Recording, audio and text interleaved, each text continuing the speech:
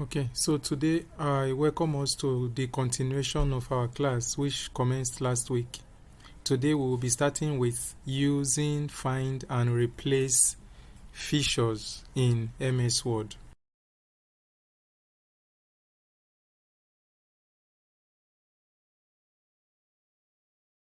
Why this becomes important is because certain times we work with documents that are very large.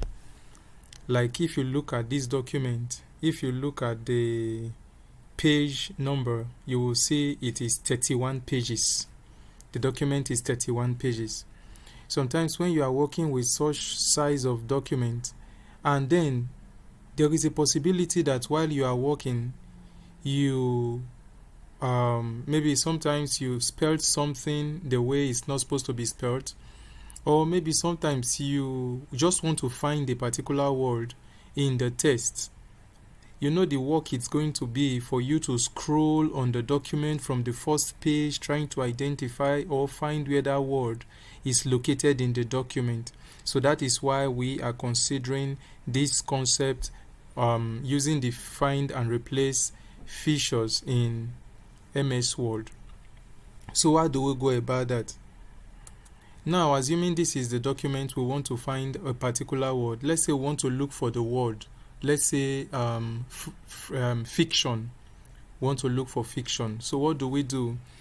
If you click on the Home tab, toward the end of the Home tab, in the editing group, you would see find, replace, select. So in that group, you can click the find there. When you click on it, a navigation pane appears.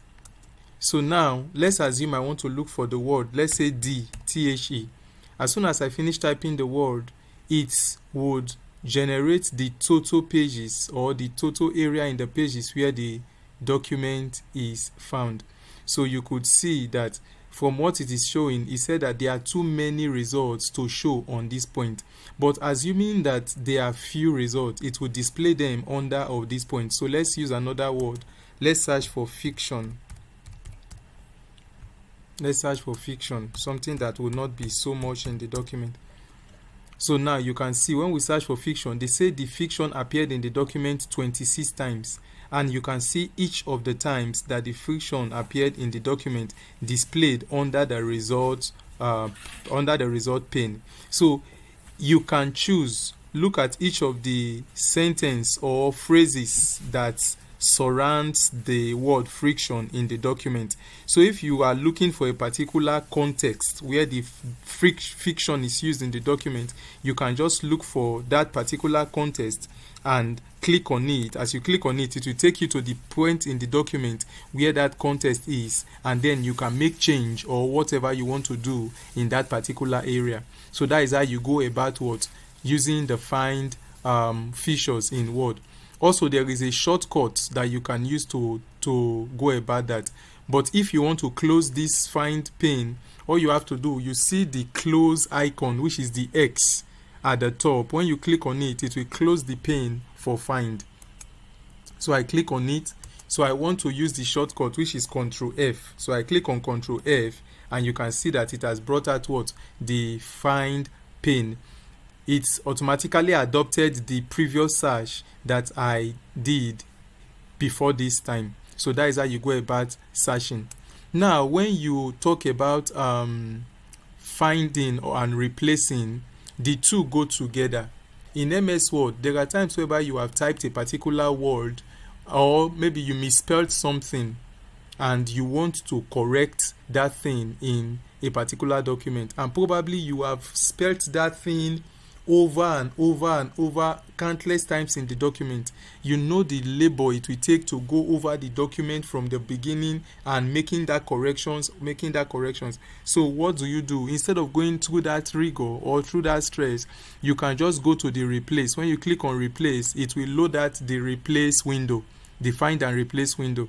So if you look at it, it said, what do you want to find? Find what? So let me assume I want to find fiction. He said, what do you want to replace it with? Let me say, okay, I want to replace it with real life. So anywhere I have previously used fiction in the document, I want it to be found and replaced with real life. At the bottom, you can see a number of ways you can go about that. One of them say replace. This replace, if you click on this replace, is going to replace them one after the other. This one, if you click replace all, is going to replace all at a time. Find next, that is, as you replace it will, when you click on this replaced and it replaced, the next thing you will click on is find next.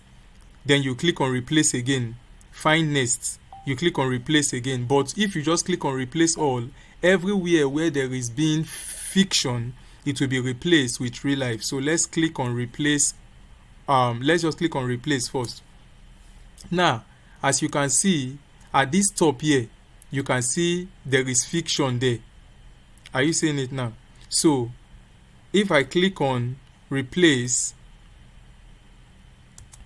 you will see it has replaced it with what? Real life. This is what is here now. It has replaced it with what? Real life. This is it here. Now, for me to get the next one, I will click on find next. Now it has found another one. Look at it here. Fiction. So what do I click? I will click on what? Replace. And you can see it has replaced it. Look at the other one. But if I just click on replace all, everywhere there has been replaced, fiction is replaced with what? Real life. Now you can see what he said. All done. We made 24 replacements. So that is how you go about what? Doing replace, find and replace in a particular document. But there's a shortcut also to do that. So let's assume that you don't want to go through clicking this particular replace feature on the home tab. You can just type Control H and it will bring out what? The find and replace window. So now we want to just take it back again. So instead of finding fiction, we want to find real life and replace it with fiction. We want to find real life and replace it with what? Fiction. So when I click on replace all, you will see it say all done. We made 26 replacements. So the entire 26 fiction real life that was in the document has been replaced with what? With fiction back again. Then another feature again that is there that we can use is the Goto. You can see it after find is replaced. On the window there, you will see that after find is replaced, after replace is Goto. This Goto helps you to navigate either page. Look at what is written here. It says go to what? If it's page, you click on page. It will tell you enter the page number. If it's section, it will tell you, you will click on the section. It will say enter section number. If it's line, it will tell you enter line number. If it's bookmark, it will tell you to do what? Enter bookmark name. So depending on what you are looking for. So if it's a page you are looking for, all you do is just what? Enter the page number. So let me enter the page number 20. Now when I click go to, it will take me straight to page 20, which is where I am now. This is what? Page 20. You can see it. You can see it showing here. So that is how you go about using the functionality for find, for replace, and go to in your Word document. So let me close this pane. So now I'm going to be introducing us to something else. I want to introduce us to that alongside with this particular work that we are doing, and that is what? That is indent and what? Indent and tabs. I want to introduce us to indent and tab. Now, if you look at this document, you will discover that there are many, or there are indents in this document. If you look at between this point and the start of the on this line, if you look at it, you will discover that this line did not start at the front of it did start at the beginning of the line. That is what we refer to as what? Indentation. When there is a certain structuring of the document such that the first line or the rest of the line or the entire paragraph does not start from the exact beginning of what? The page the page margin. It does not start exactly from there. So that is why I want to introduce us to what indenting, because it helps in the structuring of certain documents. Like as you look at this document now, you will just know that this particular paragraph is different from this particular paragraph, why this one is different from this particular paragraph. So you just discover that that indentation helps you to be able to structure your document, allowing for separate information. So you see that this one is separate, this one is separate. Anybody reading just know that this one is separate from the rest. So that is the importance of what indentation. And then we have different kind of indentation. We have the first line indentation, we have the hanging indentation. Let me show you how the hanging indentation looks like.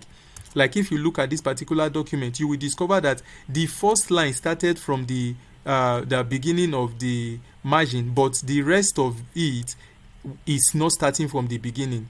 If you look at the next one, the first line started from the beginning of the margin, but the rest one did not start from it. This type of margin is what we call hanging indentation. This kind of indentation is what we call hanging indentation. Why the one I showed you earlier, which is this one, that it is the first line that is hanging, why the other one start from the beginning, is called what? The normal indentation. Now, how do you go about indenting text? Before we go about that, I just want to do a brief explanation on this particular page where we are. I want you to look at carefully. If you look at the top of the page, you will see a ruler. There's a ruler at the top of the page.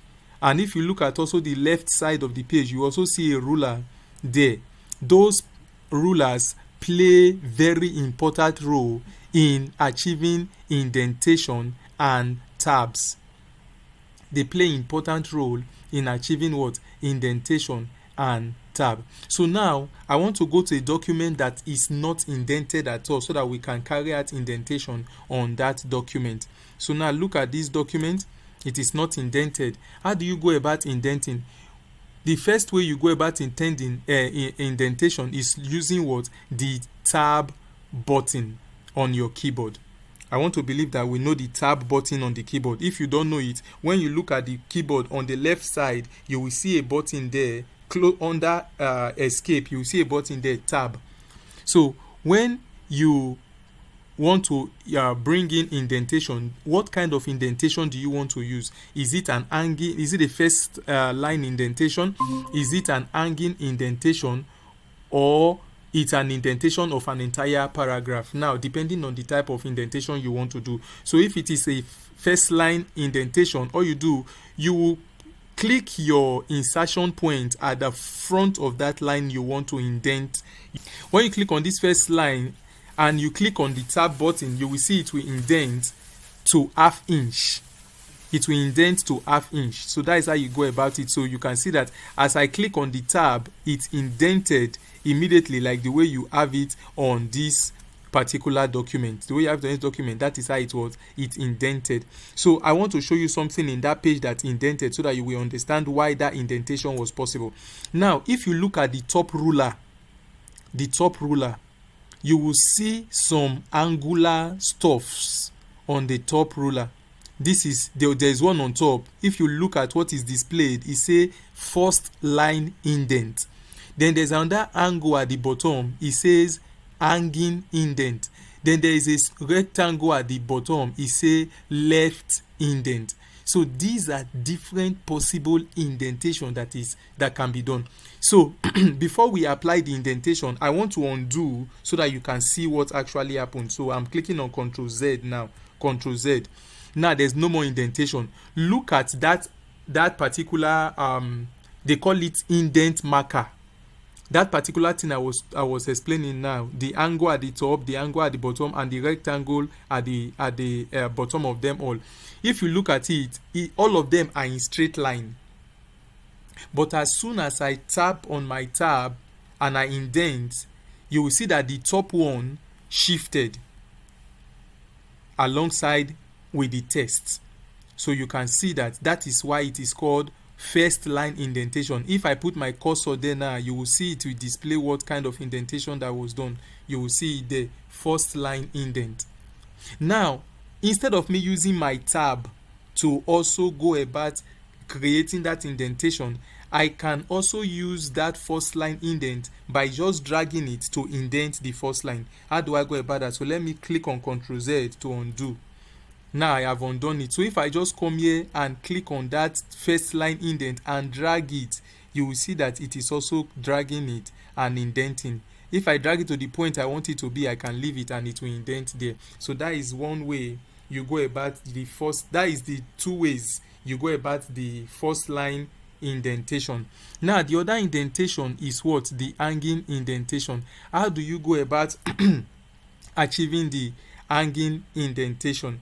The way you go about hanging indentation, you can select on the entire paragraph that you want to carry out the hanging indentation, then go to the hanging indentation feature on the ruler and drag it. As you are dragging it, you will see that the first line remained while the rest of the lines of the paragraph begin to indent. That is what we call hanging indentation. Now there is still another way, a shortcut for you to achieve hanging indentation. And what is the shortcut? The shortcut is Ctrl T. I want to type it here so that you can see it. The shortcut is what? Control plus T. That is the shortcut for achieving what? Hanging indentation. So I'm going to select this entire paragraph now and click what? Ctrl T instead of dragging the entire,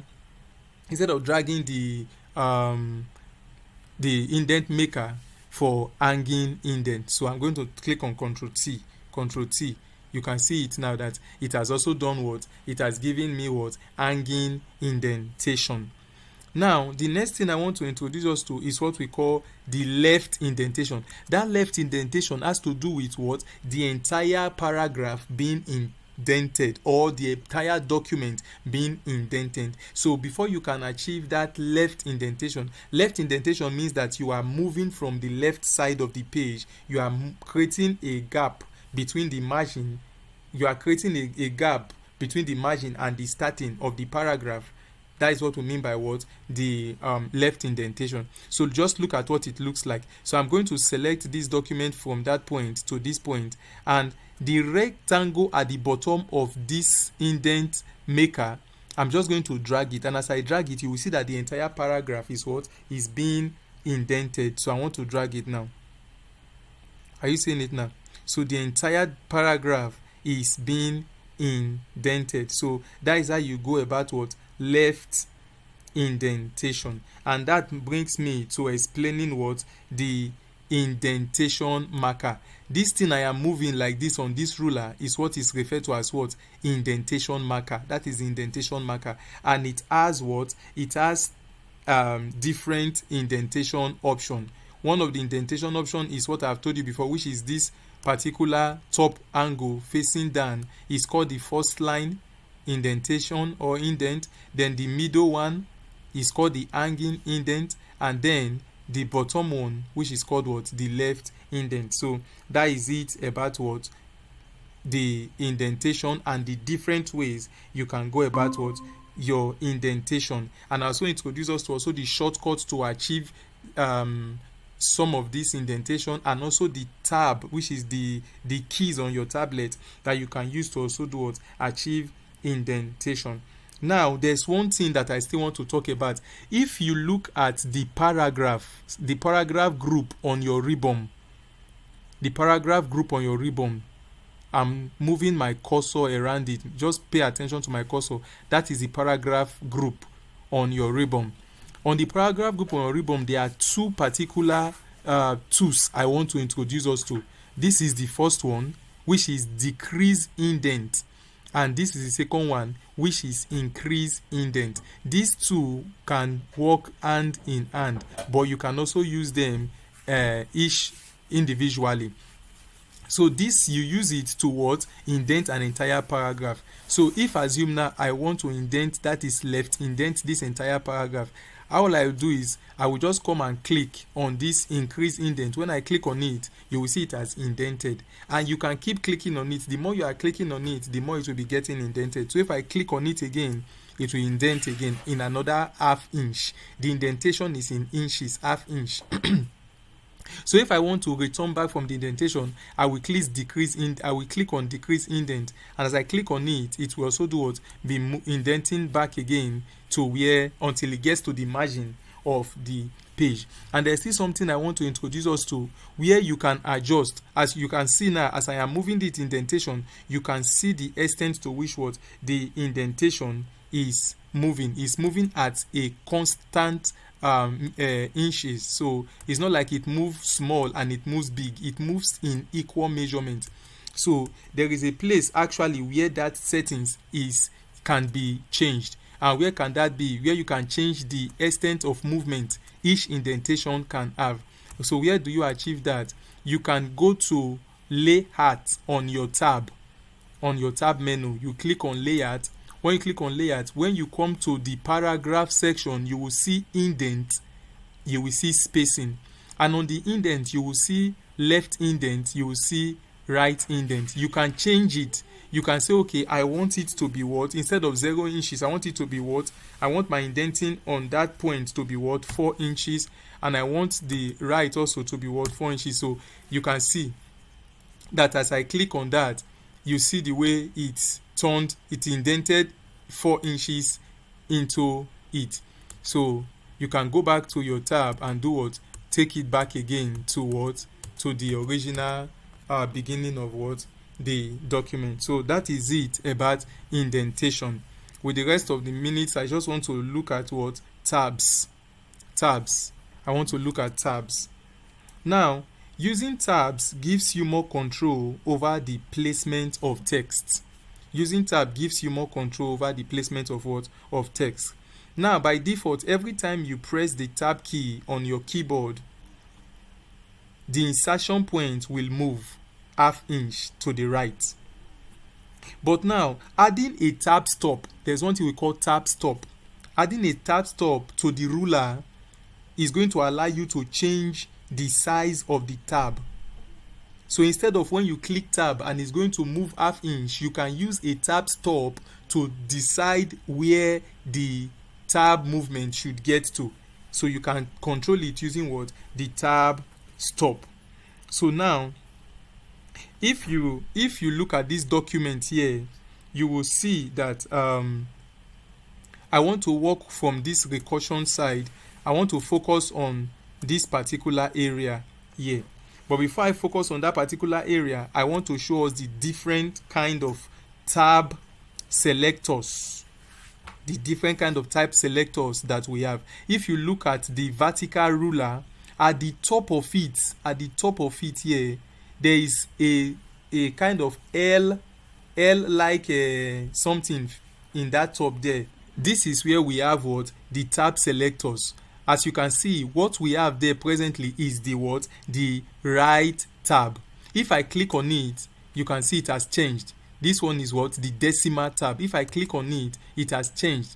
This one is what? The bar tab. If I click on it, it has changed. This one is what? The first line indent. If I click on it, it has changed. This one is what? Hanging indent. If I click on it, it has changed. This one is what? Left tab. So you can see that all these are part of the tab stops that are what? That are in that place, depending on the one you want to use. Now let me explain each of them. The left tab aligns the text at the tab stop to the left. The left tab will align the text at the tab stop to the left. While the center tab centers the text around the tab stop. Then the right tab aligns it to aligns the text to the right side of the tab, and then the decimal aligns decimal numbers using the decimal point, while the bar tab draws a vertical line on the document. You already know what the first line indent does. You already know what the hanging indent does. But the bar tab, first line indent and hanging indent appears on the what?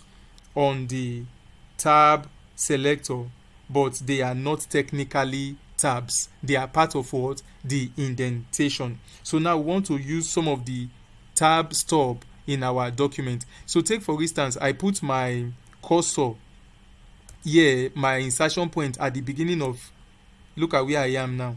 I put my insertion point at the beginning of the document. Look at it. When I click on tab on my stuff, you can see that it moved half inch. But now I don't want it to move half inch. I want it to move up to 2 inches. I want to move up to 2 inches. What do? I will introduce what? A right tab stop. So where do I get it from? I will come to this tab selector. I will click it until I get the right tab. Now it is the right tab. So what do? I go to the place in the ruler. Go to the ruler where you want it to advance to. I will now click there. So I want to click on the 2. Now when I click on it, you will see that I will select the particular text first of all that I want it to be affected on. Then what do? I will click on the ruler where I want it to be. So as I click on 2, you will see that something appeared there, which is the what? The right tab stop. Now look at the effects it had on the document I was working on. Now you can see it shifted the equal to up to where the tab stopped. But now I want to move it back so that I can move it by a single tab so that you can see the effect on it. So if I come to the starting of the paragraph, when I click on that tab, you can see that instead of it taking just a single half inch, you see that it took up to 2. Look at it here, between where the stuff ended. You can see that where there is this 0 tallies with where there is 2. So that is to show to you that stuff will not go beyond that point. So that is what the effect of what the use of the tab stop. But you can also have multiple tab stop in a particular document. So I can also say, okay, I need more tab stop. So all I will do is just to click on the aspect of the where I want it to stop. You see, as I click on 4, another hanging indentation showed there. Then I want to also click on 6.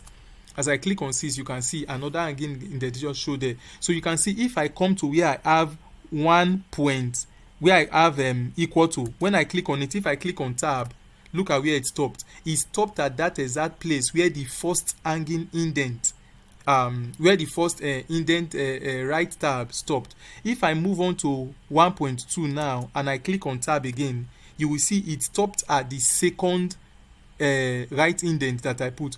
Now if I click on, I want to separate the 1.2, I want to separate it to just be 2. If I click on the tab, you can see that it stopped exactly where we have the third indent. And many times, a number of us, when we are working on documents, we keep struggling because we are struggling to fix this work together, but the work keeps scattering. You don't know what is causing it. Sometimes there are indents hanging at the top of the document, but you did not know they are there. So when you are clicking tab, you are clicking space, the work just keeps spreading out and scattering out. First of all, check the indents, check the ruler. Especially when you click or highlight that particular text, check if there is anything that will show at the top of the ruler, like those tab stop. As soon as you see them, what you will do is to do what? To remove the tab stop. How do you remove the tab stop? You locate where that tab stop is, click on it and drag it down. As you drag it down, it will leave. You can see as I'm removing the tab stop, the document is coming back to place. Just drag it down.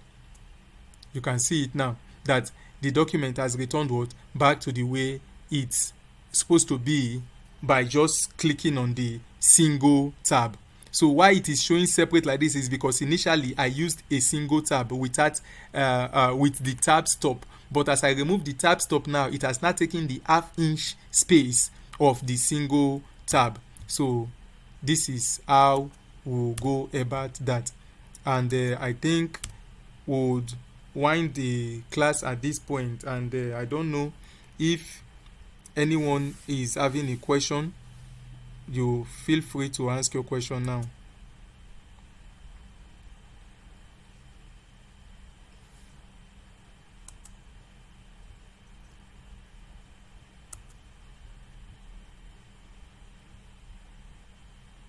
Feel free to ask your question.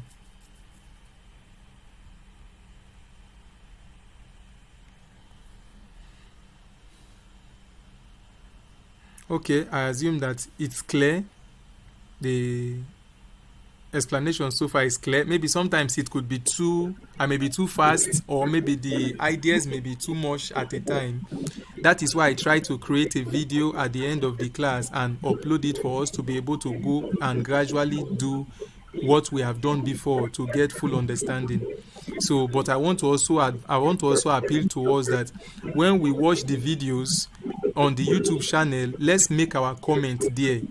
Just make your comments. If the area that the video address is clear, just make a comment there that it is clear, and please like the videos. And if you have not subscribed to our channel, please do well to subscribe so that we are able to what continue to, when we upload our videos, you'll be able to get what updates that videos are being uploaded. So I think maybe someone want to ask a question. No, no, sir. Like, I was just trying to tell you that we are fully clear, sir. Okay. That we are fully clear Mm. with the explanation. Thank you so much, sir. Okay, thank you. So I would just, by the help of God, I would try and make the video available so that in subsequent recheck you are able to see again what we have actually done. So we have this night alone we have done what, find and replace and go to features, and we have also done indent and tab features, and I've also explained each of them as best as I can. So I just believe that we are adding and becoming better by the day. So I want to encourage others who are not part of this class, they should try and come in. And then also I want to encourage us to try and do practicals. When you are not in the class, do practicals, because practice make perfect. So with that being said, I want to say good night, and till we meet tomorrow. Yes, sir. Thank you so much, sir. Yeah, good God night. bless you, sir. Yeah, amen. Thank you.